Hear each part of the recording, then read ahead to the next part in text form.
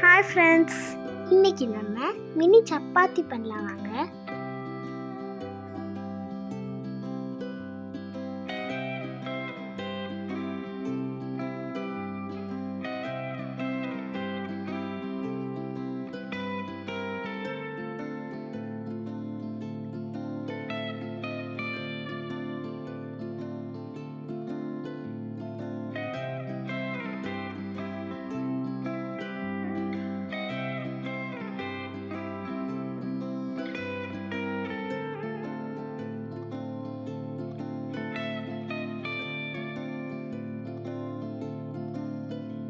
நம்ம சப்பாத்தி எவ்வளோ சூப்பராக ரெடி ஆயிடுச்சு பார்த்தீங்களா? இதே மாதிரி எல்லா சப்பாத்தியும் போடலாம்.